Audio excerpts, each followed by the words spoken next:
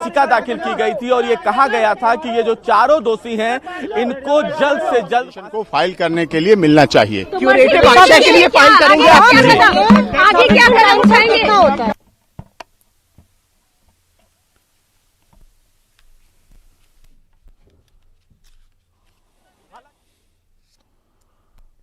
Petition file कर रहे हैं, लेकिन रिव्यू पिटीशन अब सुप्रीम कोर्ट ने डिसमिस कर दिया है। तो अब ये मान के चलिए कि अब 2 बजे जो पटियाला हाउस कोर्ट सुनवाई करेगा, जिसमें यह तय होना है कि इन तमाम 4 दोषियों को डेथ वारंट जारी किया जाए या ना किया जाए। तो पटियाला हाउस कोर्ट फिलहाल डेथ वारंट का ही वेट कर रहा था। सुप्रीम कोर्ट जनता के दबाव के आगे, पॉलिटिकल प्रेशर के आगे हमारा सबूत से इल्जाम नहीं लगा रहा हूँ। हमें पता है, हमें दिख रहा है कि जिस तरह से कोई सुप्रीम कोर्ट में सवाल नहीं उठा। सुप्रीम कोर्ट को मुझसे अधिक कोई सम्मान नहीं देता है। वो डेथ वारंट जारी कर दे। कोई उन्होंने ऐसा कुछ भी नहीं कहा, उन्होंने कुछ भी नहीं कहा। अच्छा, उन्होंने कुछ भी ऐसा नहीं कहा है। आपकी दलील में सुप्रीम कोर्ट एविडेंस नहीं था। सुप्रीम कोर्ट ने कहा कि आपकी दलील में कोई एविडेंस कहा है। सुप्रीम कोर्ट नहीं था। सुप्रीम कोर्ट ने कहा कि आपकी दलील में कोई मेरिट नहीं थी। सुप्रीम कोई मेरिट नहीं थी आपकी दलील में, इसलिए खारिज किया गया। सुप्रीम कोर्ट ने ये कहा है। क्या कहा? मेरिट नहीं थी। सुप्रीम कोर्ट में सभी मेरिट्स थी, लेकिन मुझे ये समझ में आ रहा है जनता के दबाव के आगे सारी मेरिट्स खत्म हो जाती हैं। सुप्रीम कोर्ट जनता के दबाव में, जनता के दबाव, पब्लिक प्रेशर, सुप्रीम कोर्ट के चीफ जस्टिस ऑफ इंडिया ने कल केस को ट्रांसफर किया, दूसरी कोर्ट में लगाया। उन्होंने कहा था, उन्होंने जोधपुर के कार्यक्रम में भी कहा था, मुख्य न्यायाधीश ने कई बार तथ्य और सबूत सब अच्छे होते हैं। वो मंदिर की सुनवाई के में भी उन्होंने कहा था कि सबूत तथ्य तो होते हैं, लेकिन कई बार सबूत तथ्य के आधार पर फैसला नहीं हो पाता है। निर्भया गैंग रेप केस में नहीं, सुप्रीम इसके बाद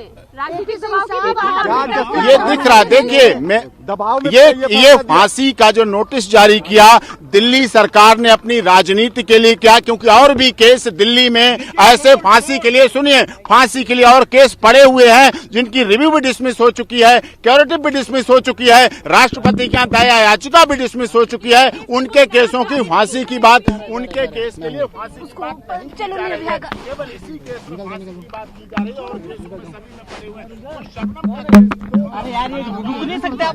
आपने देखा सुनील गुप्ता के द्वारा लिखा हुआ कि टीआईपी के समय, at the time of TIP, court को नहीं मानना उनकी सुप्रीम कोर्ट में वो बात रखी गई कि किस तरह से टीआईपी डाउटफुल है। जो टेस्ट ऑफ आइडेंटिफिकेशन परेड थी, टेस्ट ऑफ ये कौन जिम्मेदार है इसके लिए? जब कोई पद पर रहता है तब कोई अपने कार्य के नहीं करता है पूरा कार्य, और पद पर हटने के बाद अपने बात करता है। तो ये साफ कहा, ट्रायल कोर्ट की बात नहीं है।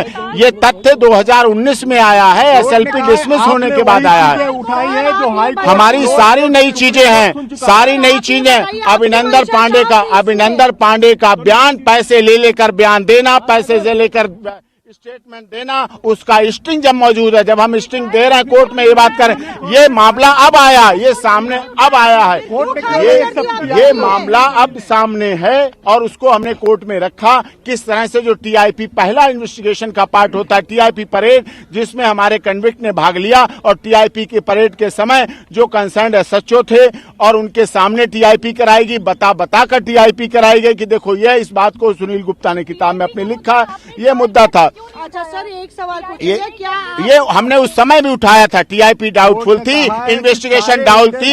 देखिए जिस तरह से हमने कोर्ट और लोअर कोर्ट में सुनी जा चुकी है, यहाँ उठाने का कोई मतलब नहीं था। कोई जवाब नहीं दिया कोर्ट ने। प्रदुमन रेयान इंटरनेशनल स्कूल का जो इन्वेस्टिगेशन हुई उस समय सबने कह दिया कि ड्राइवर जिम्मेदार है, सीसीटीवी फुटेज आ गए, वो सब चीजें आ गई। क्या उस समय उसे दोषी मान लिया गया था? जब उसको दोषी मान लिया गया और जब सीबीआई इंक्वायरी हुई तो सीबीआई इंक्वायरी में उसको निर्दोष साबित किया गया। इसीलिए इस केस में भी जब ट्रायल शुरू हुआ था तो इसके ट्रायल को ट्रांसफर के लिए, आपको याद होगा, एप्लीकेशन लगाई थी कि दिल्ली शहर वाइस्ड है, यहाँ ये ट्रायल नहीं होना चाहिए, किसी दूसरे स्टेट में ट्रायल होना चाहिए। पूरा पूरा देश बायस है क्या?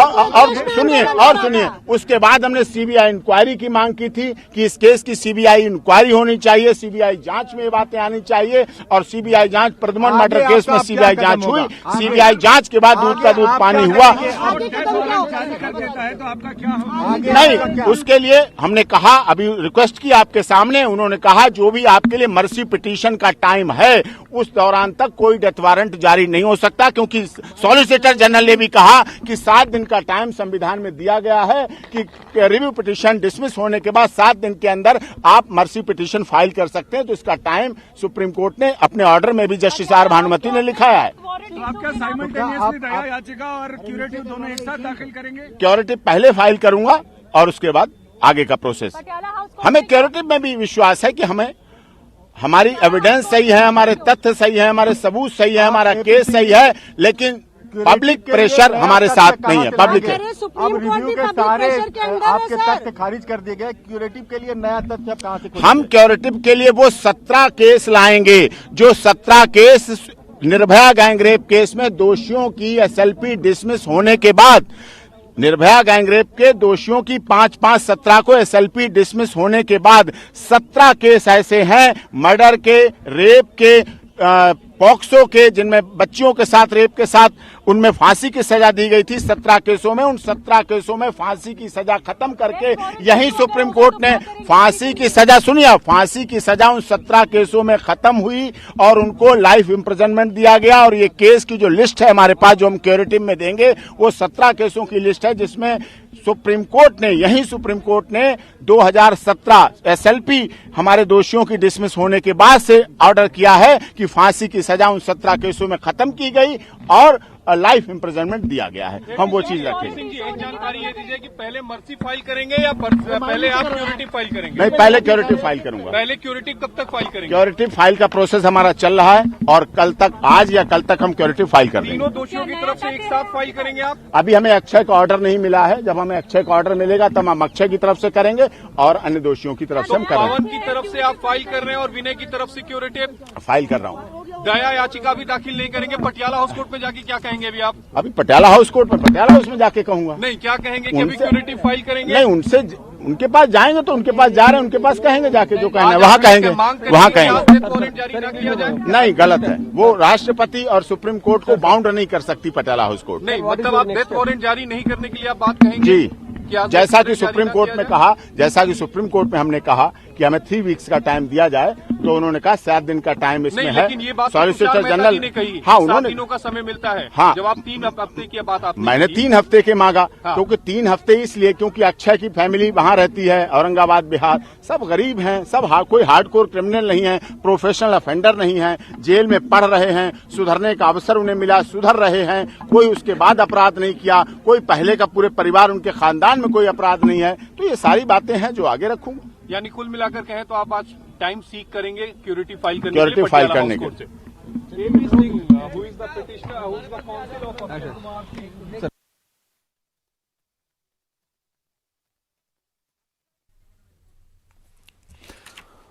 सुशील हमारे साथ लगातार बने हुए। सुशील, हम दोषियों के वकील को सुन रहे थे, क्यूरेटिव पिटीशन का वो जिक्र कर रहे हैं, पुनर्विचार याचिका खारिज हो चुकी है। दलील देना हमारा काम है, डिसाइड करना उनका काम है। हमें पता है इस केस में पब्लिक प्रेशर बहुत है, हम मानते हैं इस बात को, इंटरनेशनल पब्लिक प्रेशर है, लेकिन फिर भी तथ्य और सबूत हमारे पक्ष में है, हमारे हक में है।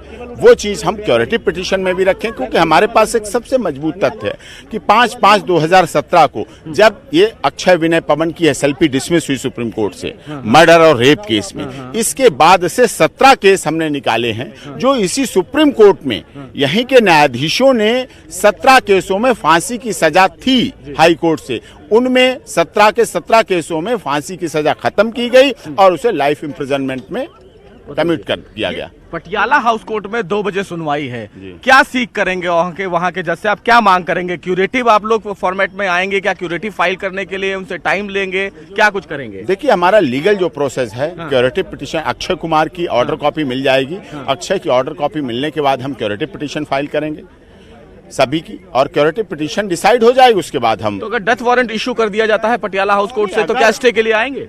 स्टे की हमारी एप्लीकेशन आज भी थी और स्टे की एप्लीकेशन पे हमने बोला, आपने सुना, स्टे एप्लीकेशन हमारी है। देखिए, कोई भी ट्रायल कोर्ट हाई कोर्ट को और राष्ट्रपति को बाउंड नहीं कर सकती है। कानून के मुताबिक बाउंड करने का नहीं अधिकार है। 7 दिन का तो टाइम सॉलिसिटर जनरल ने भी माना कि 7 दिन का टाइम आपके पास ये है जो मिलना चाहिए। कोर्ट ने कहा, ऑनरेबल जस्टिस आर भानुमति ने साफ तौर पे कहा कि हाँ, जो भी लीगल प्रोसेस हैं, जो भी आपको टाइमिंग है, जो भी भारत के संविधान में टाइम है, वो आपको मिलना चाहिए, वो आपको मिलेगा। सुप्रीम कोर्ट का फैसला कैसे देखते हैं, दबाव में?